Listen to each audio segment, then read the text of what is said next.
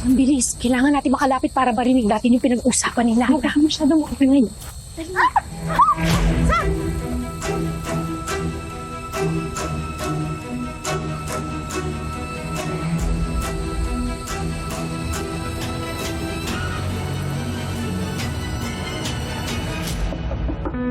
Ward? Ano ba naman, Ward? Kanina pa kita pinapatawag. Abay, hindi ka malamang bumaba para kumain. Ano ba problema?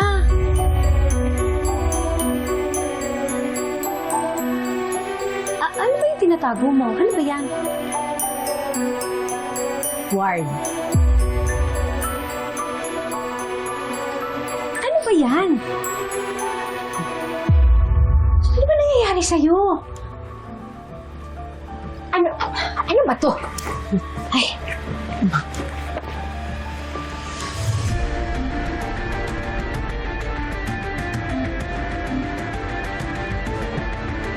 Anak?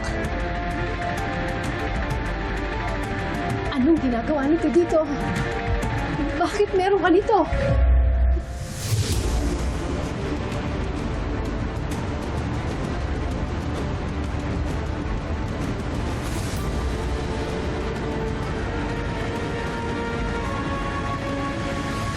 Jericho, salamat.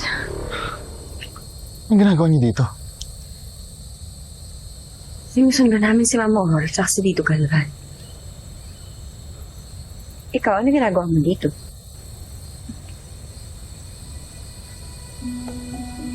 Jericho, sabihin mo sa akin. Ikaw ba yung kamit nila? Ano, kasabwat ka ba nila? Kung kasabot nila ako, hindi na dapat kita tinulungan. Huwag niyo akong pag-isipan ng masama. Oo, pamilya ko sa Tito Galvan at Tito Aurora. Pero nung may kasalanan sila, parang lagutin ko sila. Isa yung sinumpaan ko bilang sundalo.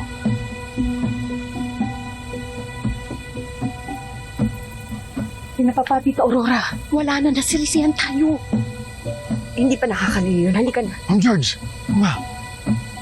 Magsiuwi na kayo. Ako nang bahala magmanman sa mga binan niyo. Hindi pwede. Nagkasundo na kami ni Sam. Iimbestigahan namin sila. Ako na! Mas makakatulong kayo sa akin kung ilalayo niyo sa panganib yung buhay ng mga pamangkin ko. Kaya please, sundin niyo na ako. Pwede?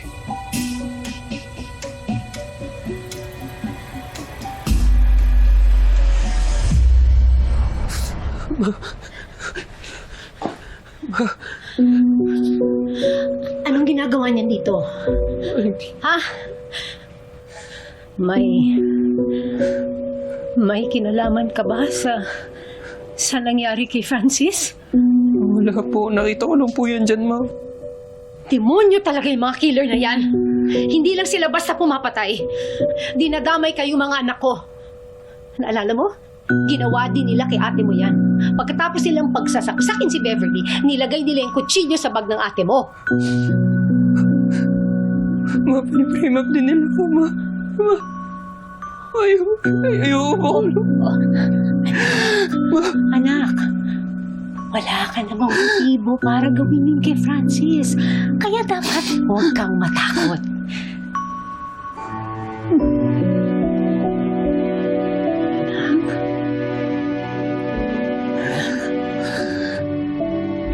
Meron ka bang hindi sinasabi sa akin?